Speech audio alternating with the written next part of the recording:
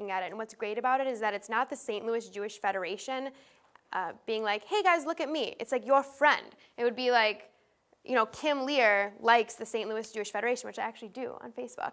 But you can like that on Facebook. Then my friends, who, I mean, we've been on Facebook forever. We have, what, 1,500 friends or something?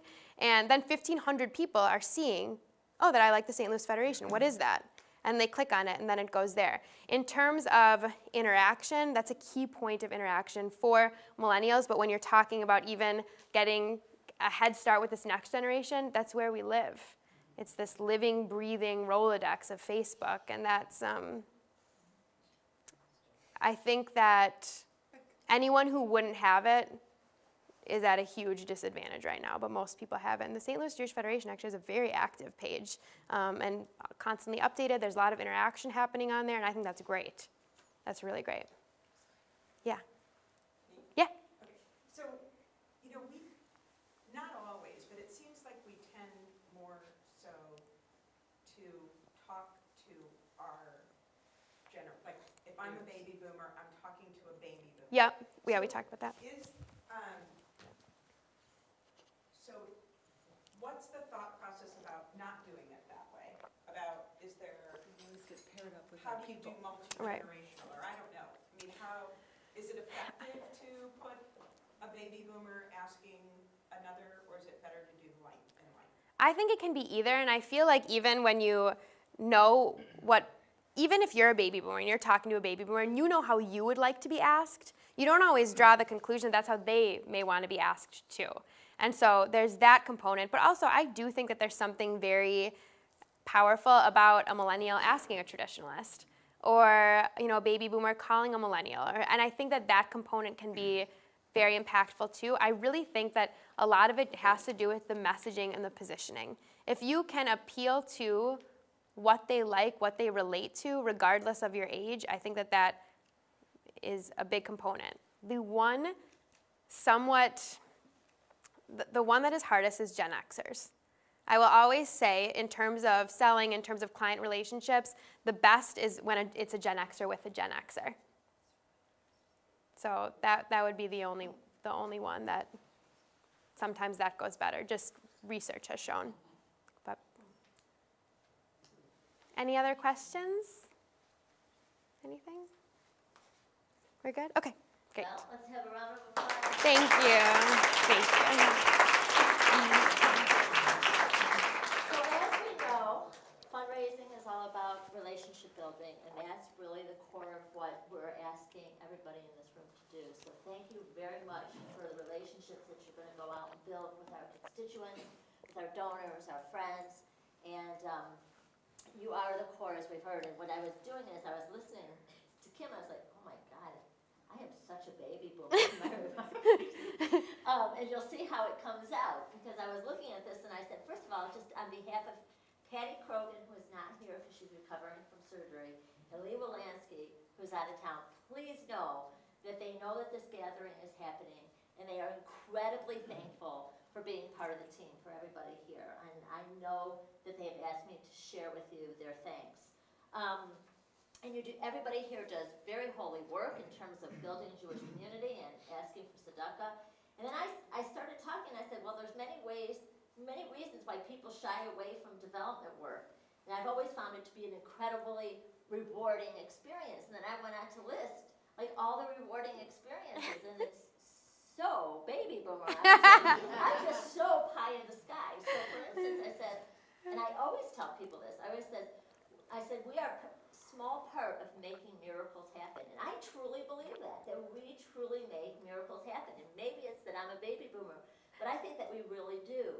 And whether it's, rescuing Ethiopians and bringing them to Israel, which was a huge miracle, or just a small miracle of a little girl who's receiving a PJ Library book, and she's totally assimilated, and that's the only thing she gets. I think all of that is a miracle, and so maybe I am a baby boomer and my head up in the sky. And I also wrote things like, I selfishly believe that you expand your network of friendships with incredible people. I don't think that if I didn't have this role, I have met so many amazing people who have totally enhanced my life in so many ways. Some of them have become my best friends. Some of them have been trusted colleagues. Some of I just learned from so many people. I've grown, and so the relationships that you're about to go develop, you're going to gain so much from it. And then there's articles written. I think I did this at a women's event that I spoke to? There's a lot of articles written that also when you go out and you give money and you ask people to give money, it creates an endorphin that is equal to other endorphins that are built, and it's written sexual endorphins, and I'm not kidding, there's articles written about it. So you help bring to people an endorphin that really gives them this really exciting part of their life. So just FYI, there is articles, I'm not speaking out of turn. So, you know, please. Sell that to a traditionalist.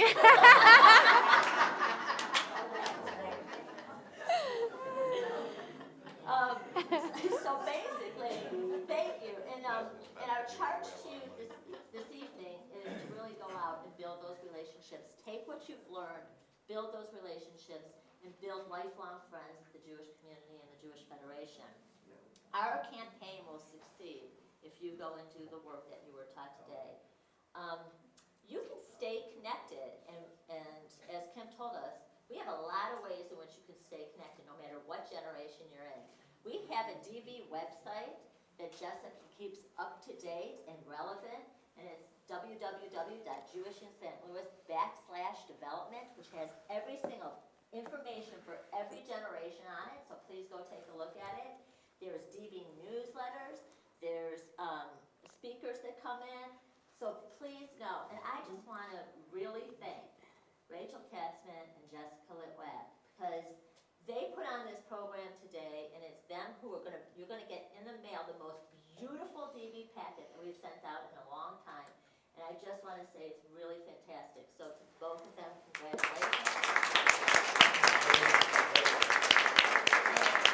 Please go to the website. Jessica has been really keeping it up to date. It's there to help you. And we put this position in place.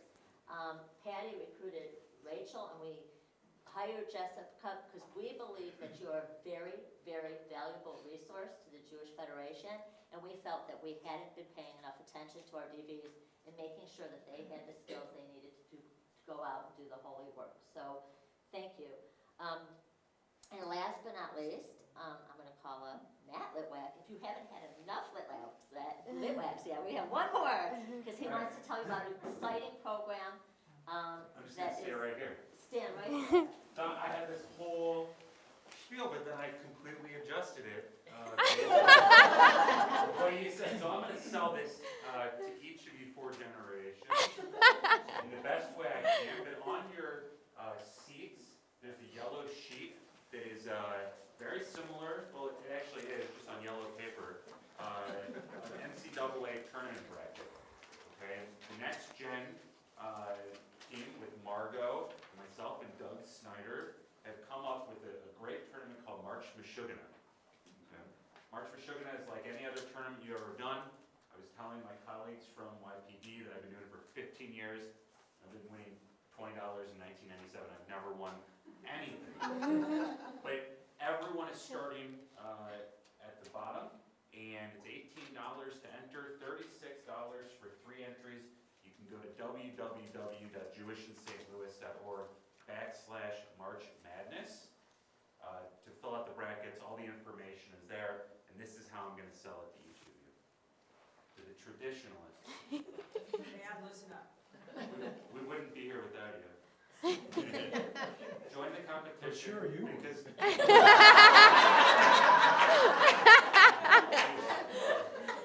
join the competition because we can't get to where we want without you. John, To my boomers, you're doing amazing work. Join the competition, get some of that competitive nature out of you. You don't really want to see Ruth win. To my fellow Xers, don't be so skeptical. You're a winner no matter what. The money is going towards a good place. This is a win-win situation, and don't worry, we're going to let everyone know you won. And to the millennials, everything you need to know is online.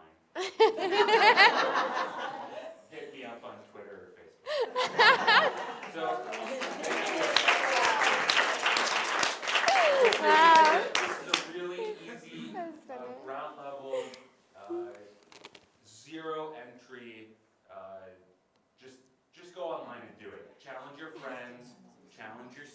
your family members, families of 3, $36. It's like buy two, give one free. And I hope I'll see you in the tournament. Wait, what's And going go to happen Badgers. with the money? And go Badgers, Oh. yes. Great question. It's all about the money, right? So, unlike a lot of tournaments, which are gonna go towards someone else's, I don't know, new car, or new TV, all the money is staying within the federation. Okay, the twist on this is that whoever wins, winner take all, gets to choose where that money is allocated. All right.